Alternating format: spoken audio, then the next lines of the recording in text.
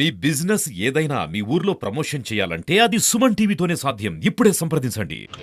ఇప్పుడు అనంతపురం జైలుకి రాజమండ్రి జైలుకి అనంతపురం జైలు ఉంది కాబట్టి అక్కడ మళ్ళీ రావాలంటే కష్టం అవుతుంది కాబట్టి అనంతపురం జిల్లా జైలుకి తరలిస్తారు. అతను కాల్ బాలే అంటున్నారు సార్, ఏమన్నా చెప్పినారా మీకు? ఆయన మీతో మాట్లాడాలంటే 3 టౌన్ ఎస్ఐ గారు ఏదో ఆర్గ్యూ చేసినారు. చెప్పండి. వాళ్ళ కేసు సంబంధించి ఎక్సైజ్ కోర్టు నుండి ఫ్యామిలీ కోర్టుకు ట్రాన్స్ఫర్ అయింది. ఆ కేసు నంబర్ అయింది. 25 తేదీకి వాయిదా ఉందని ఆయన చెప్పబోయాడు. కానీ ఇక్కడ ఆయన చెప్పడానికి లేదని మళ్ళీ వీళ్ళ పీపీని తీసుకొచ్చి పీపీ గారితో తెలియజేశారు. ఇంకా అక్కడ అది ఇంకా సమన్స్ స్టేజ్లో ఉంది. సమన్స్ ఇష్యూ చేయాలా ఫ్యామిలీ కోర్టుకు. నిన్ననే ఇంకా వెళ్ళలేదు. జిల్లా కోర్టు నుండి ఫ్యామిలీ కోర్టుకు వెళ్ళాలా. ఆయన ఎక్కువ అత్యుత్సాహం ప్రదర్శించారు. కేవలం ఫాల్స్ కేసులన్నీ ఆయన మీద పెట్టి ఏదో ప్రతి కేసులో ఇది చేసి ఆయన బయట రాకుండా చేయాలనే ఉద్దేశంతో ఎక్కువ కేసులు నమోదు చేస్తున్నారు. పొలిటికల్ ఇన్ఫ్లుయెన్స్ ప్రెజర్స్ ఉండడం వల్ల పోతురం సిఐ గారు కూడా జడ్జి గారికి చెప్పబోయారు.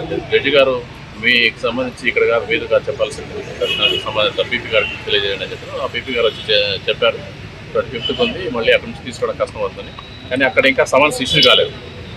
ప్రొసీజర్ ప్రకారం ఆ కోర్టు ఫ్యామిలీ కోర్టు మళ్ళీ సమన్స్ ఇష్యూ చేయాలి, మా కోర్టు హాజరుపరచాలి. కానీ అది ఇష్యూ కాలేదు. ఈ కోర్టు విచారణకు ఉంది కాబట్టి, మొబైల్ కోర్టు విచారణకు ఉంది కాబట్టి 30వ తేదీ దగ్గరే ఉంది కాబట్టి అనంతపూర్లోనే పెట్టాలని ఆయన జడ్జి గారు ఆదేశించారు. ఇక్కడ కేసు ఆయన ఏదో సిఐ గారిని బెదిరించారు. ఆ చర్చిలో ఏదో గొడవ ఉంటే 2-3 గ్రూపుల్లో మధ్య ఏదో గొడవ ఉంటే ఆ గొడవకు సంబంధించి ఏదో ఫోన్ చేశాడని, సిఐ గారికి ఫోన్ చేశారని ఫాల్స్ కేసు. ఫోన్లో ఎవరు మాట్లాడారో తెలియదు, అది విచారణ జరుగుతుంది తప్ప తెలియదు. అది 4th టౌన్ కేసు అదే ఎక్సైజ్ కోర్టులో ఉన్నది.